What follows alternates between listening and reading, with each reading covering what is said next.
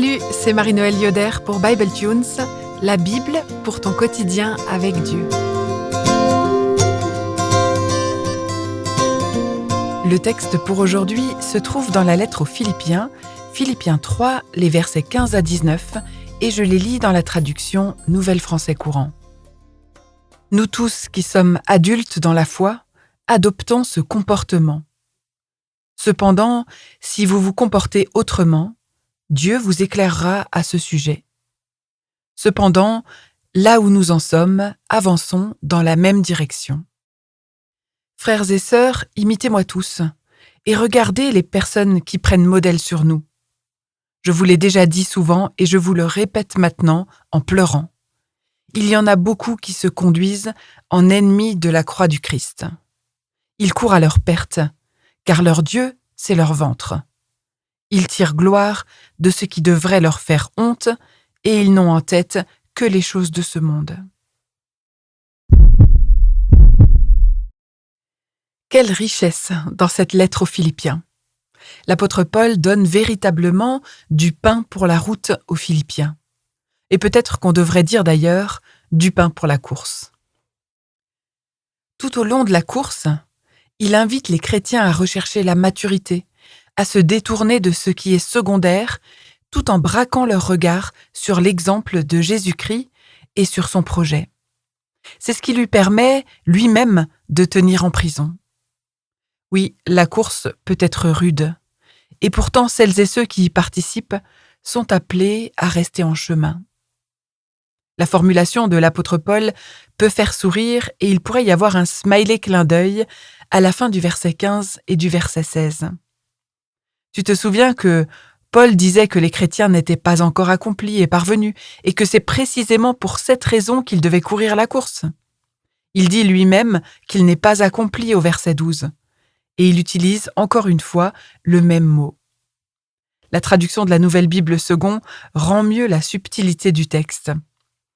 Si donc nous sommes des gens accomplis, tenons-nous-en à cette pensée. Et si sur quelques points vous pensez différemment, Dieu vous révélera aussi ce qu'il en est. Deux idées font ici sourire. La première, c'est que, on l'a dit, nous ne sommes pas des chrétiens accomplis. Mais si vous pensez vraiment être accomplis, dit Paul, alors agissez comme si vous ne l'étiez pas et courez quand même. Et si vous n'êtes pas d'accord avec moi, ne vous inquiétez pas, Dieu vous montrera que j'ai raison. Ce qu'on peut retenir ici, c'est que la véritable maturité, le fait de devenir des adultes dans la foi, se forge sur le chemin. Et c'est un chemin qui est guidé par Dieu. Encore une fois, Paul a confiance que si les chrétiens courent la course de la foi, ils rencontrent la vérité. Cette course n'est pas une course solitaire, elle est bien accompagnée par l'esprit bien sûr, mais c'est aussi une course communautaire, avec toutes celles et ceux qui cherchent à courir dans la même direction, vers la même espérance en Christ, et qui se laissent saisir par le Christ. On peut parfois avoir des divergences dans l'Église sur la nature de la course qu'il nous faut courir, mais si le but est partagé, si Christ est à la ligne d'arrivée, alors les chemins des coureurs se croisent et se recroisent forcément. Alors au-delà des conflits et au profit des relations les uns avec les autres, avançons ensemble, ordonne Paul. Après les versets 15 et 16 qui ont fait sourire, le verset 17 est une source d'irritation pour de nombreuses personnes que je connais. On passe du smiley clin d'œil au smiley qui grince des dents. Paul dit en quelque sorte « Imitez-moi tous, moi qui suis si humble ». J'avoue que j'aurais beaucoup de mal à avoir un pasteur qui dit ce genre de phrase. Bon, c'est l'apôtre Paul, mais après toute l'humilité démontrée, il y a de quoi grincer un peu. Depuis le début de la lettre, Paul souligne qu'il est le serviteur du Christ. Il n'insiste même pas sur le fait qu'il est apôtre, comme dans d'autres lettres. Il est serviteur à la suite de Jésus. Alors pourquoi insister pour qu'on l'imite lui?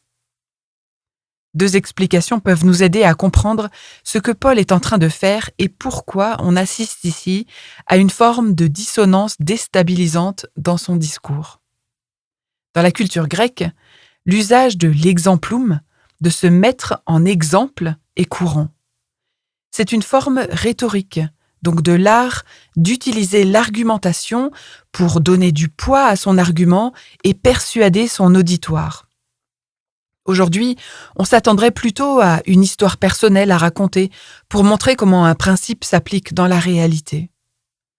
La forme qui consiste à se mettre en exemple, elle nous est étrangère et elle nous met dans une forme d'inconfort, mais elle est classique à l'époque de Paul. On retrouve cette manière de faire dans de nombreux textes de son époque. Dans l'Antiquité, pour convaincre, il faut se placer en exemple. Ensuite, ce qui aide quelque peu à mettre les choses en perspective, c'est que Paul n'invite en fait pas vraiment à l'imiter lui, mais plutôt la trajectoire dans laquelle il se situe. Une posture de course, tendue en avant avec la puissance de la résurrection en perspective. Paul essaye d'être un modèle de maturité spirituelle et d'ouvrir un chemin pour d'autres. Dans une perspective chrétienne, c'est différent de dire qu'on imite la course d'une personne que d'imiter une personne en tant que telle. Finalement, imiter Paul dans sa trajectoire, c'est suivre Jésus avec lui, c'est s'attacher à Jésus avec lui. Est-ce qu'il y a des personnes autour de toi dont les trajectoires t'inspirent ? Des personnes qui courent clairement la course de la foi et de qui tu te dis que tu as beaucoup à apprendre. Bien sûr, ces personnes ont leurs forces et leurs faiblesses, comme l'apôtre Paul. Elles ne sont pas Jésus. Et pourtant, tu vois bien que leur manière de courir la course gagne à être imitée, parce qu'il ou elle témoigne précisément pour aujourd'hui et maintenant de ce qui est fondamental dans la foi, et c'est inspirant. Alors que ce soit l'apôtre Paul ou toutes ces personnes qui ont couru cette course depuis et qui nous inspirent encore aujourd'hui, nous avons là des modèles d'imitation. Mais Paul met aussi en garde, et il le fait avec beaucoup d'émotion, en pleurant. Choisissez bien vos modèles, parce que les ennemis sont nombreux. Ils sont beaucoup, dit Paul. On sent que le problème est grave, mais il nous manque des détails pour bien comprendre ce qu'il veut dire quand il parle des ennemis de la croix. Quand on lit une lettre, on a malheureusement seulement une partie des infos sur la nature du problème. Qui sont ces nombreuses personnes qui se comportent en ennemis de la croix du Christ ? On sent bien le poids de cette catégorie, et je crois qu'aucun chrétien ne voudrait être désigné ainsi. La croix, c'était le lieu où Jésus a accepté de tout perdre pour tout gagner. Il a renoncé à être l'égal de Dieu. Il a accepté de donner sa vie sur la croix, par amour pour le monde. Pour Paul, être ami de la croix, c'est accepter le même chemin, accepter d'être dépouillé de son héritage et de son auto-justification. Ce chemin de croix mène Paul à une dépendance radicale à Dieu. Il sait qu'il doit tout à Dieu, parce que Christ est sa vie. Au contraire, les ennemis de la croix sont ceux qui refusent de laisser tout cela de côté.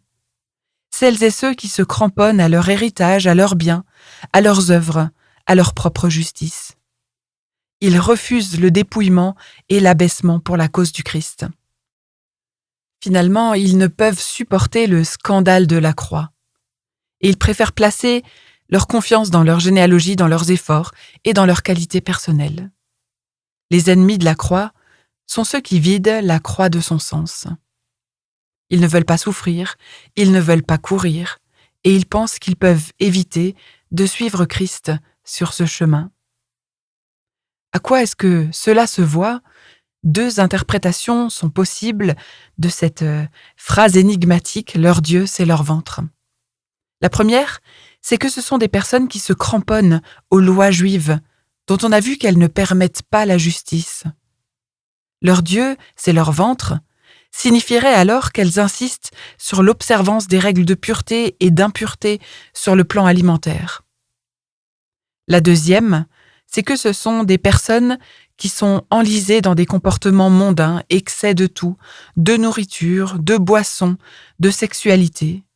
et eux aussi, leur Dieu, c'est leur ventre.